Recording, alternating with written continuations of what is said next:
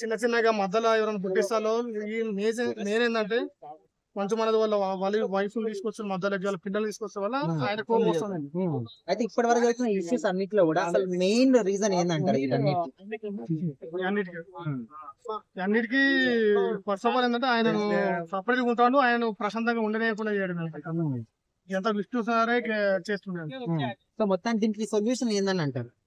Solution ఏంటంటే ఆస్తి అన్న ఇద్దరు సమానంగా రాయాలి, లేకపోతే ఎవరు లైఫ్ అన్నా వాళ్ళు చూసుకోవాలి. ఈ ఆస్తి లేకుండా గమ్మన ఉండాలి. అనవసరంగా ఆయన పేరు యాక్చువల్ గా మనోజ్ అని చాలా మంచోడు.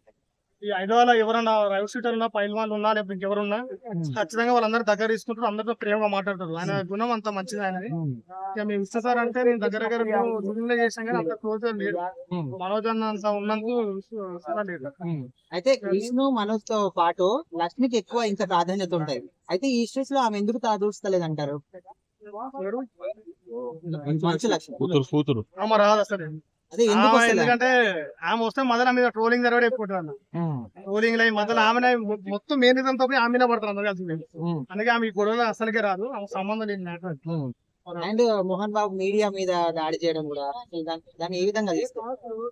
అదే ఆయనకున్న ఆయన ప్రెస్టేషన్, ఆయన సిచ్యువేషన్ అట్లున్నది. ఆయన కాకపోతే ఆయన దగ్గర ఉన్న తప్పు అంతా ఆయన కంట్రోల్ చేసుకోవాల్సిన విధానం ఆయన దగ్గర ఉన్నది. అనవసరంగా ఫ్యామిలీ తీసుకొని బజార్లో పెట్టుకున్నది ఆయననే. ఏం రీజన్ ఆయననే అది బజార్లో పెట్టుకొని అది ఖరాబ్ చేసుకున్నది ఆయన. ఆయన కరెక్ట్ గా ఉండి ఇద్దరిని సమానంగా చూసుకొని మంచిగా ఇద్దరికి సమానంగా ప్రేమ చూపిస్తే ఆ గొడవలు అసలు జరగకపోవాలి. అందుకని మన దగ్గర నార్మల్ జరుగుతున్నాయి, అది ఎక్కడ జరుగుతానే మన నాన్నగిట్ట మంచిగా అందరినీ సమానంగా చూసుకుంటే ఆ ప్రాబ్లం ఉండవు. ఇప్పుడు నార్మల్ ఇంట్లో ఒక పెద్ద కొడుకు చిన్న కొడుకు పెళ్లి చేసుకుని వెళ్ళిపోతారు, వాళ్ళ లైఫ్ అని బతుకుతారు. ఇద్దరు కలిసి వాళ్ళు చెప్తాంటే ఎవరు. అందుకే మొన్న మనతోనే ఇంటి మీద పోయి ఆయన చేసినది.